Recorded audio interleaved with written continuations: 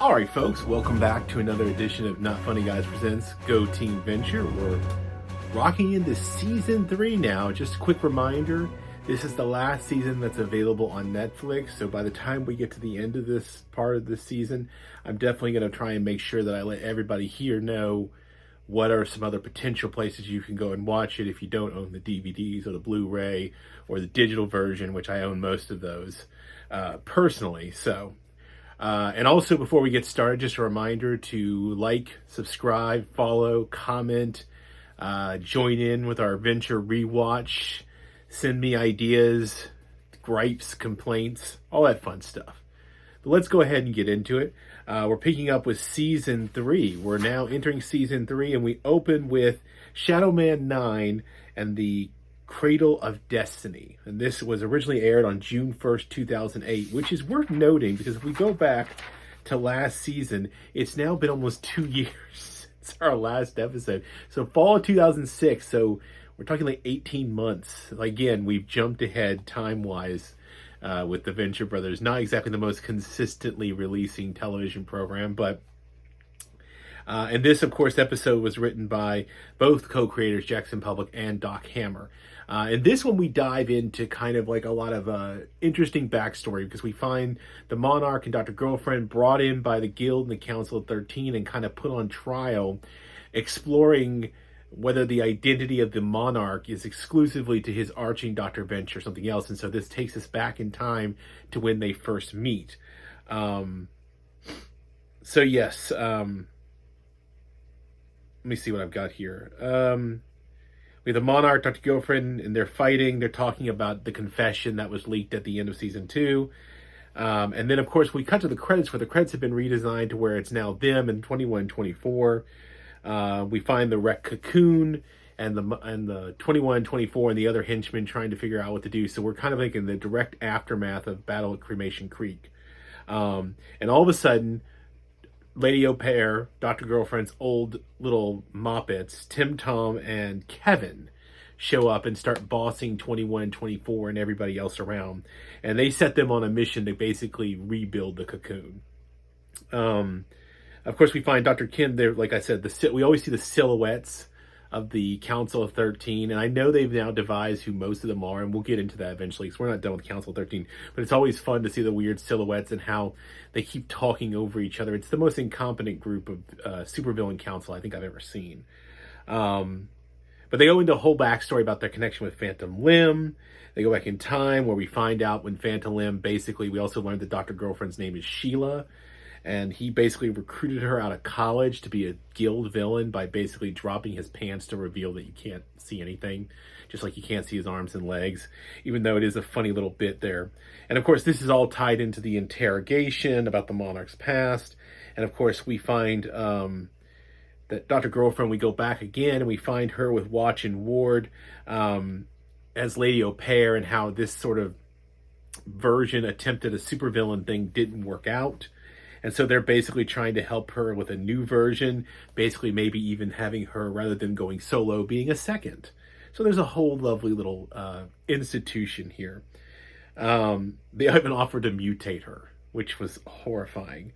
But then Phantom Limb shows up and says, no, she's with me. I'll complete her training. And of course we meet Shadowman 9, who is quite clearly the Monarch before he was the Monarch. And so he was one of Phantom Limb's little henchmen. So we go back in time. We'll also find that 24 was also once works for him too. And so we cut between the Monarch and Dr. Girlfriend. I love the way they do the cinematography there, where it's like one person's talking and then all of a sudden we jump to the other person question thing. Of course, Dr. Venture, Monarch basically admits that he was arching Dr. Venture all the way back in college, and recounts his first attempt, which was the same lab experiment that cost Baron under by his jaw. Apparently, it wasn't really Rusty's fault. He got credit for it, but it was actually the Monarch trying to take him out. We even see him early on driving his original Monarch mobile into the Venture compound, and we get to see Myra take him out when she apparently was still his bodyguard, or thinking that. Of course, he's arching without a license. Yes, of course, he's secretly henched on the side. He was basically arching on the side, Dr. Venture, while he was still a henchman. So he's out basically, and this is where the whole idea of the monarch persona becomes questionable to them. Of course, the henchman 2124 is still preparing the cocoon while also trying to stave off Kevin and Tim Tom. And at one point, they bring in Brock, who then doesn't actually do them, but actually just helps get them back to work efficiently. Of course, Dr. Girlfriend is now in charge of basically defending the monarch against the Council of 13. We go back to the guild ball where apparently the monarch shows up. He ends up seducing Dr. Girlfriend. He's telling a story. This becomes relevant, I think, in a future season. But he's actually telling a story about how his encounter with Captain Sunshine, and telling Captain Sunshine he was invincible. And when he tried to shoot him with a gun, he had noticed that the safety was on and nothing happened. So Captain Sunshine apparently to this day thinks the monarch's invincible. And that will come up later. That's a foreshadowing there. We find out, of course, that Sheila / Dr. Girlfriend is unhappy with Phantom Limb. As a second, they basically then go and hook up outside in his vehicle. Dr. Girlfriend helping the monarch enhance, often even is offering to help enhance his whole look. She's talking about getting a crown and the whole monarch butterfly thing, how he can actually driving this up. And this is the beginning of their partnership. Of course, Phantom Limb, who we also learned the name is Hamilton, basically tries to rip her out of the car at one point and tear him up. But apparently the Council of 13 kind of interrupts. Again, still in silhouette, even though they're not on monitors. And of course, he wants to kill the monarch, but the monarch gives him a fake name. He calls himself Manotaur, which will play out later because apparently Phantom Limb is that dim. Of course, Dr. Girlfriend ends up managing to help them pin all the issues on Phantom Limb. And so the Sovereign and the Council basically declare them a team, co-villains. So now they're not only married in the personal life, but in professional life too. Of course, we will see in the end credits that Phantom Limb attacks and kills a retired Manotaur. And of course, one of my favorite parts is when we have a whole bunch of the wedding guests and other people show up to help prepare the cocoon while we get another Gustav Holst planet suite, this time Jupiter. So just some fun classical music dropped in there and everything like that as they sort of do a montage rebuilding the cocoon.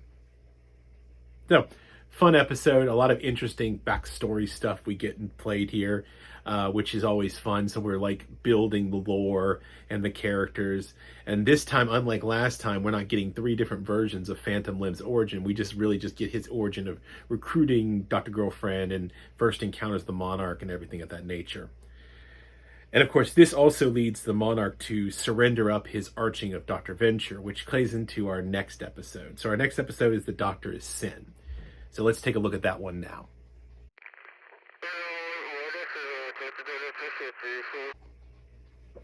All right, so just a reminder, like, subscribe. You saw the previous card. Just make sure you're doing that. Help us out here at the channel. We continue to make this grow. So moving on to Season 3, Episode 2, The Doctor is Sin. This is aired on June 8th, 2008.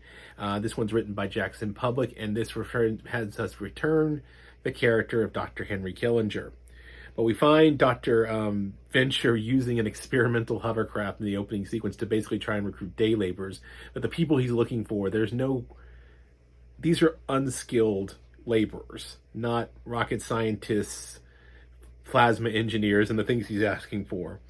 And then, of course, we cut to the compound. Brock, Dean, and Hank and Brock are cleaning up dead henchmen because apparently now that the Monarch has quit, all these other villains are showing up to auditioning and it's causing kind of a mess. We find Rusty, Dr. Venture, and JJ, his brother, on the phone. There's a joke about whether or not Rusty's going to ask him for money. We cut to another call with Raj and Action Johnny, who we're playing on the Johnny Quest references again. And there's a general coming to see what Rusty has. He puts on a whole show to try and impress him. moving walkway. We get to see a lot more of the compound, Dr. O and everybody putting on different parts. They've even painted the X1 black, or at least most of it, to make it look stealth. And then, of course, this is all interrupted by a new Arch trying to audition. And the General leaves, basically saying, look, there's nothing new. We saw this with your dad. And so it's a failure. And then at this point, Dr. Killinger shows up with a resume to help Dr. Venture, working pro bono, worth noting. He even has a team brought in of Venchmen. And if you haven't, they're on work release, so he doesn't have to pay them. If you're not catching on yet, you're going to quickly realize what's going on here in a minute. It takes Dr. Venture a long time, too. Reopening the manufacturing ring, he brings in the labor reps who have been keeping workers from working at Venture Industries, and he kills them. Again, he buys out Billy Quizboy and what's his name, their business. He then evicts Dr. O, and Dr. O has to go stay with the alchemist. And Venture, once he's now got this going, he decides he's going to help Venture personally, tells him to get in the magic murder bag, and what he asks him the question, what's in there, and Dr. Killinger tells Dr. Venture the exact same thing Yoda did to Luke, only what you take with you. Okay? Of course, this takes him back in time to an awkward, traumatic moment with his father, who had a female guest over, and apparently wearing boxers. His member hangs out, and it traumatizes Rusty, and he's forcing him to relive this, to say, this is the moments of when your inadequacy begins. He then takes him on a whole thing where it's all about him breaking free from his father. And of course, during the visions, he noticed that when someone who's stealing his joy or his inheritance is JJ. So we're now setting them up to be in opposition with each other. We have Brock visiting Dr. O and the alchemist because he has nothing to do. Fiona is dyeing the alchemist's hair purple, which is pretty funny. Dr. O believes fully that Dr. Killinger is the devil. Well, Brock says he's great. He has said he has a PhD in child psychology, and he's helping build the confidence of both Hank and Dean. But basically what Killinger is really trying to do is make Dr. Venture into a supervillain, and make JJ who he arches. So that's where we've been leading, because he gives him a new suit, and it's very much like he's turning him into a supervillain to go after against his own brother, doing a whole Cain and Abel thing, he calls it. But then at this point, Brock, Dr. O, and the alchemist break in to try and stop him from signing, basically joining the guild. Signing with blood. But Rusty doesn't actually sign that. He does sign something, but it's apparently the severance pay package for Dr. Killinger, who then leaves out the door with an umbrella. So he decided not to go with it. It's just a fun, silly episode. And then they have both Killinger and the General up in the sky talking like star patterns. And the General ends, and you can learn all about that in the Bible. Sure thing, buddy. Yeah. So, again, I just love Dr. Killinger. Henry Killinger is perhaps one of my favorite characters. Dr. Henry Kissinger, the real world, not so much, but it is a fun parody on him, and I've always enjoyed that character, so I'm always game when we see more of him. So that brings us to the end of our episodes for today and for the week. So on Monday, we're going to continue our look at Season 3. We'll be looking at The Invisible Hand of Fate, and Home is Where the Hate Is, My Dinner with Hatred. And this is an interesting foreshadow we noted in the last episodes, or at least I think I forgot to mention this, that at the end of Shadowman 9, we double back here, they break in and basically take over Phantom Limb's house in this sort of quote-unquote secluded villain neighborhood. And it's now theirs. So we will see this sort of playing out through the rest of the season, is that a lot of what the Monarch and Dr. Girlfriend are now doing is sort of socializing with other supervillains in this sort of exclusive neighborhood, which is where the hate is, My Dinner with Hatred will come into play at that point. All right. So like I said, that brings us to the end of the episode. I hope you've enjoyed it. Like, comment, subscribe, give us a thumbs up, let us know how we're doing, and I will see you guys on Monday. Say not funny guys again. Not funny guys again. No, can you say not funny guys?